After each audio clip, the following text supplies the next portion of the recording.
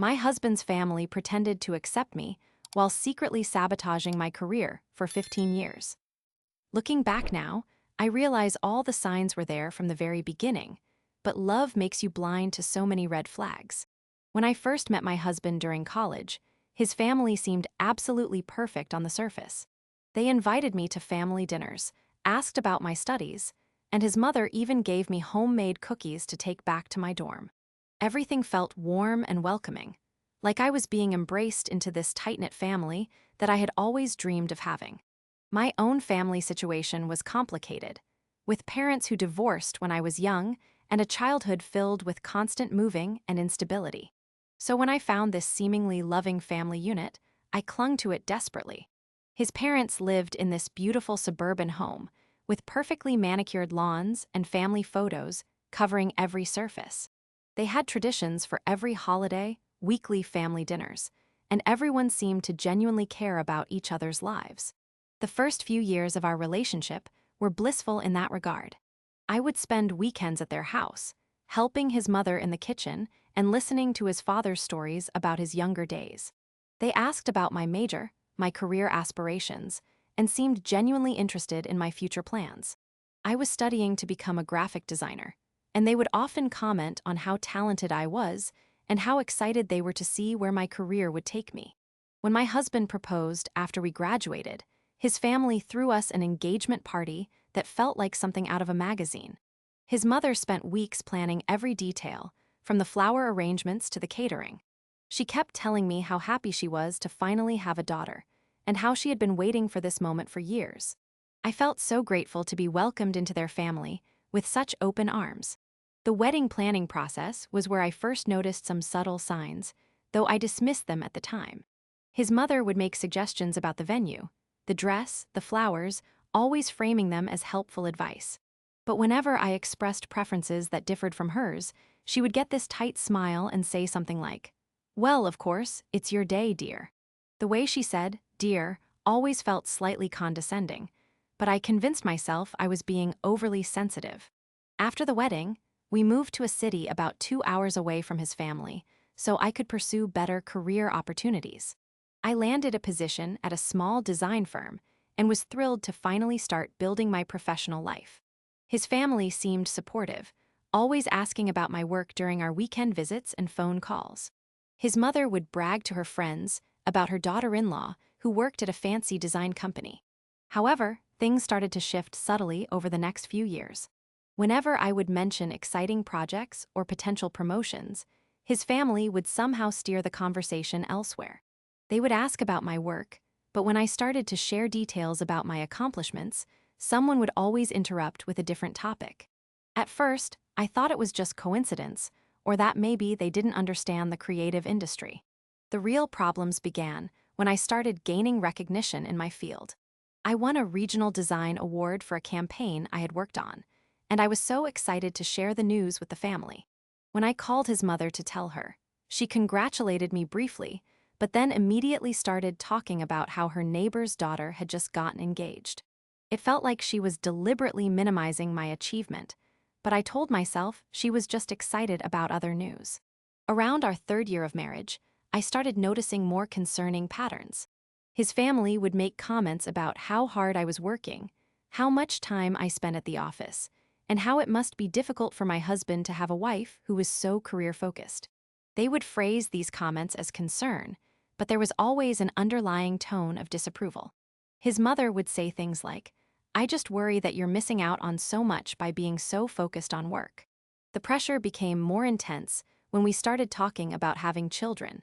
His family became obsessed with the idea of grandchildren, constantly asking when we were going to start a family. They would make comments about how my biological clock was ticking and how I shouldn't wait too long.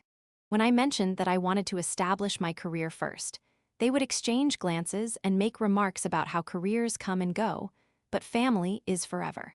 What I didn't realize at the time was that they were actively working behind the scenes to sabotage my professional growth. It started with small things that seemed innocent enough. His mother would call me during important meetings, claiming she forgot about the time difference, even though we lived in the same time zone. She would schedule family emergencies or urgent situations that required my immediate attention, always during crucial work periods. The sabotage escalated when I was up for a significant promotion at my company. It was a position that would have doubled my salary and given me creative control over major campaigns. I had been working towards this opportunity for months, putting in extra hours and going above and beyond on every project. The interview process was intense, but I felt confident about my chances. 3 days before my final interview, his father called claiming he was having chest pains and needed to go to the hospital immediately. My husband was out of town for work, so I was the only one available to drive him to the emergency room. I spent the entire night at the hospital, missing sleep and feeling emotionally drained. When the tests came back, the doctors found absolutely nothing wrong with him. He claimed it must have been stress or something he ate. I showed up to my interview exhausted and unprepared, and unsurprisingly, I didn't get the promotion. His family expressed sympathy about my disappointment, but I noticed a certain satisfaction in their eyes.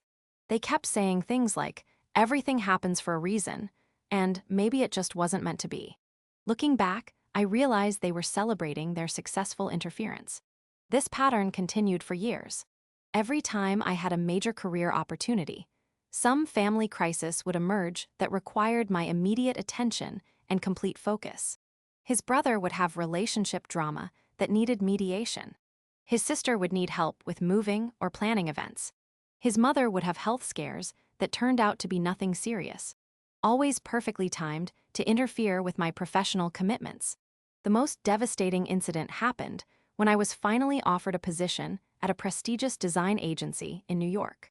It was my dream job, working with high-profile clients and leading creative teams. The salary was incredible, and it would have launched my career to the next level. I was so excited and proud of myself for landing such a competitive position. When I told my husband about the job offer, he seemed genuinely happy for me.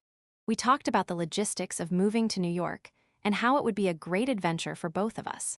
He could easily find work in his field there, and we were both excited about the possibility of living in such a vibrant city. I felt like everything was finally falling into place. However, when we shared the news with his family, their reaction was immediately negative. They expressed concern about us moving so far away, about how expensive New York would be, and about how stressful such a high-pressure job would be for me. They kept emphasizing how much they would miss us and how important it was for family to stay close together. Within a week of sharing our news, his mother was diagnosed with a rare condition that required extensive treatment and care. She claimed that the doctors said she only had a few months to live without immediate intervention. She begged us not to move to New York, saying she couldn't bear the thought of dying without having us nearby. The guilt was overwhelming, and I felt like I had no choice but to turn down the job offer. I spent the next 6 months caring for his mother, driving her to appointments, helping with household tasks, and providing emotional support. I took a leave of absence from my current job to be available for her needs. She seemed to be getting sicker and weaker, and I felt terrible about even considering leaving during such a difficult time. Then, one day, I stopped by their house unexpectedly to drop off some groceries. I used my key to let myself in, assuming his mother was resting upstairs. Instead, I found her in the kitchen, looking perfectly healthy and energetic, preparing an elaborate meal for a dinner party she was hosting that evening. She was moving around normally, lifting heavy pots, and showing no signs of the debilitating illness she had been claiming. When she saw me, her face went completely white. She stammered about having a good day and how her symptoms came and went unpredictably. But I knew immediately that something was very wrong. I had spent months watching her struggle to walk upstairs, helping her with basic tasks and worrying about her declining health. Seeing her so vibrant and active made me realize that everything had been an elaborate deception. That night, I couldn't sleep. I kept thinking about all the times his family had interfered with my career opportunities, all the perfectly timed emergencies and crises. I started to see a pattern that went back years, maybe even to the very beginning of our relationship. Every major career milestone had been derailed by some urgent family situation that ultimately turned out to be manageable or completely fabricated. I decided to do some investigating on my own. I started by checking medical records and insurance claims, which I had access to as his mother's primary caregiver during her supposed illness. What I discovered was shocking. There were no records of any rare condition, no expensive treatments, and no dire prognosis. She had been to the doctor exactly once during those 6 months, for a routine checkup that showed she was in excellent health. The deeper I dug, the more evidence I found of their deception. I discovered that his father's chest pains had been a recurring story he used whenever he wanted to manipulate situations. His brother's relationship dramas were often exaggerated or completely fabricated. His sister's various crises always seemed to coincide with my important work, deadlines, or opportunities. The most damning evidence came from his mother's own phone records, which I found while helping her organize her home office. She had been keeping detailed notes about my work schedule, my project deadlines, and my career goals. She had even researched my company's promotion cycles and major client presentations. It was clear that she had been strategically timing her interruptions to cause maximum damage to my professional life. I also found emails between his parents discussing their concerns about my career ambitions. They wrote about how they worried that my success would make their son feel inadequate, and how they needed to find ways to keep me focused on family instead of work. They discussed specific strategies for creating emergencies and situations that would require my attention during crucial career moments. The emails revealed that they had never actually accepted me into their family. They saw me as a threat to their son's ego and their family's traditional values. They believed that a woman's place was in the home, supporting her husband and raising children, not building an independent career.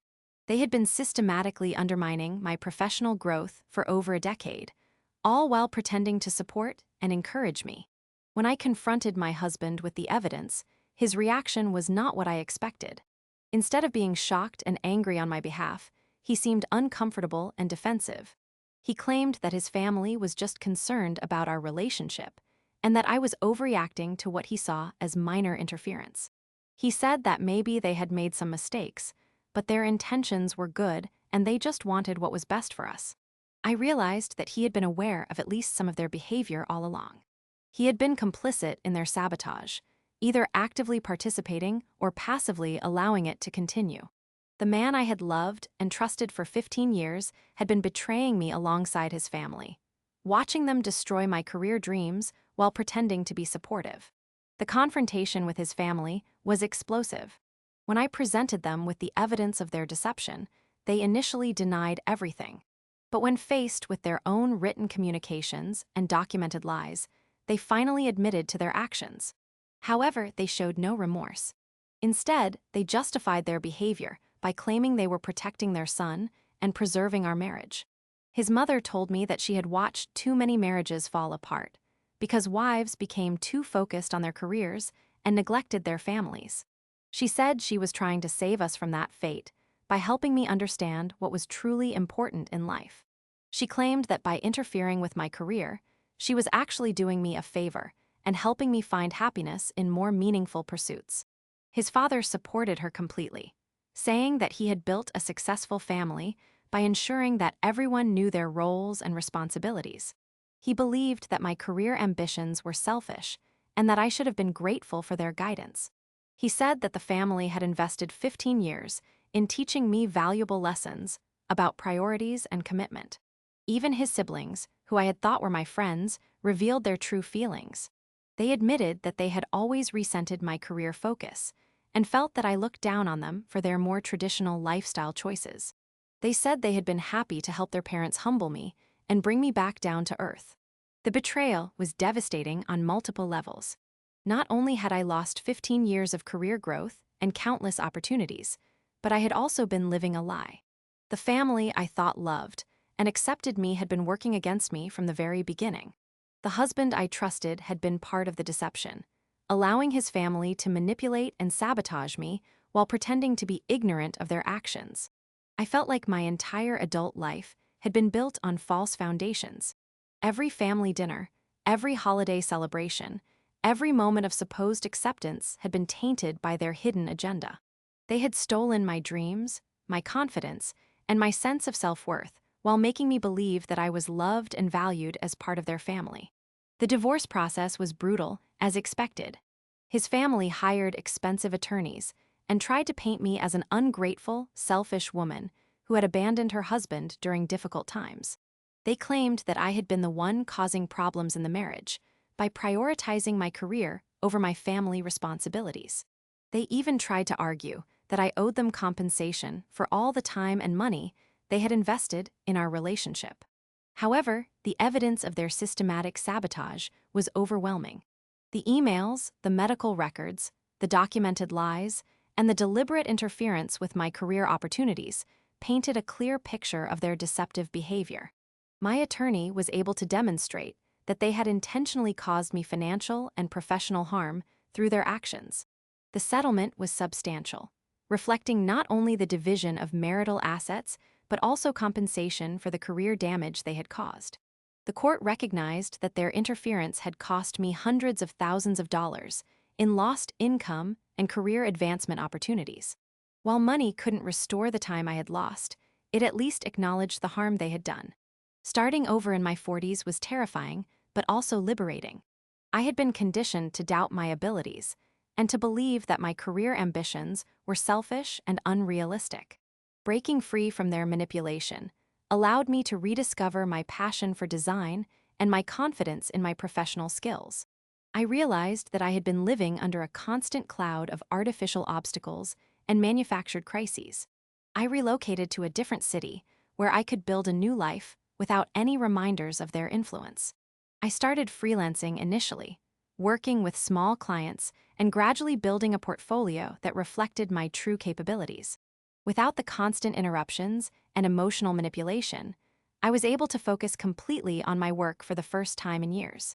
The transformation was remarkable. Within 2 years, I had established a successful design consultancy and was working with major clients on high-profile projects. I won several industry awards and was invited to speak at conferences about creative leadership. All of this success came naturally once I was free from their sabotage, proving that their interference had been the primary obstacle to my professional growth. More importantly, I discovered who I really was without their influence. I had spent so many years trying to balance their expectations with my own dreams that I had lost touch with my authentic self.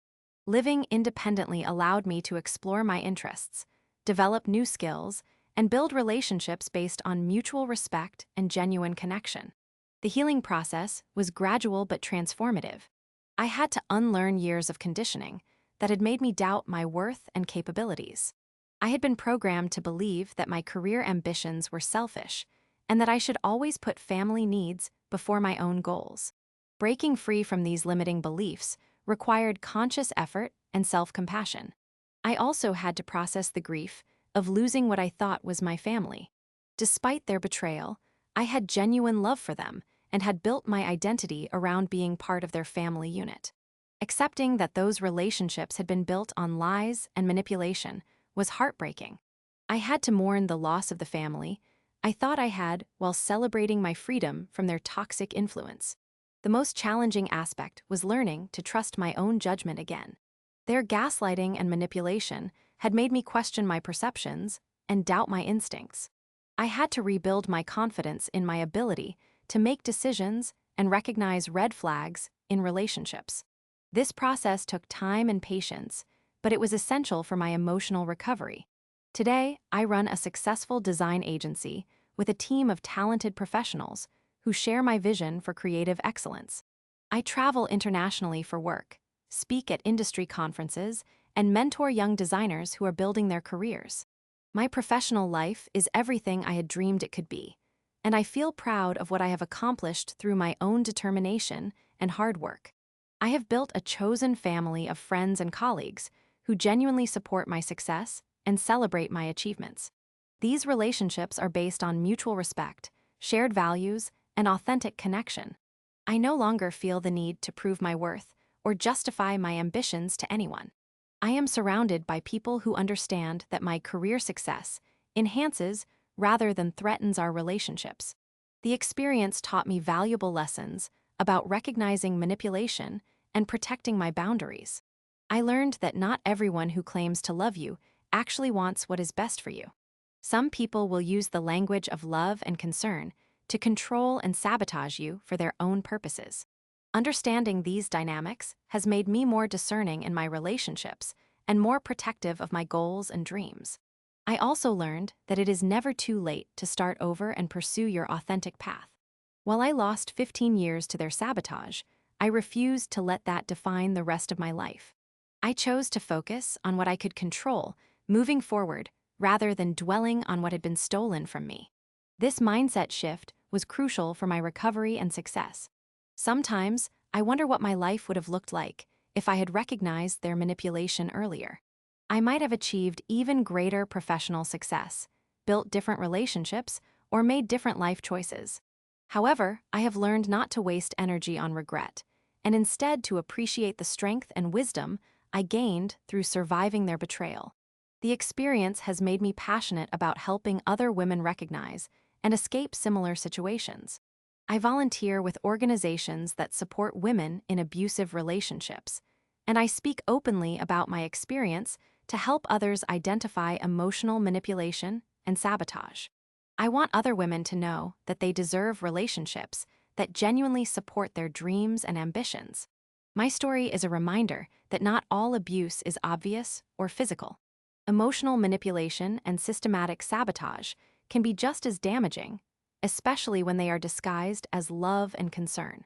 It is important to trust your instincts when something feels wrong, even if you cannot immediately identify the source of the problem. Sometimes the people closest to us are the ones working against us. I am grateful for the life I have built since breaking free from their influence. Every achievement feels more meaningful because I know it was earned through my own efforts and determination. I no longer take my success for granted or minimize my accomplishments. I celebrate every milestone as a victory over those who tried to limit my potential. The journey from betrayal to triumph has been long and difficult, but it has ultimately led me to a more authentic and fulfilling life. I am proud of the woman I have become and the career I have built.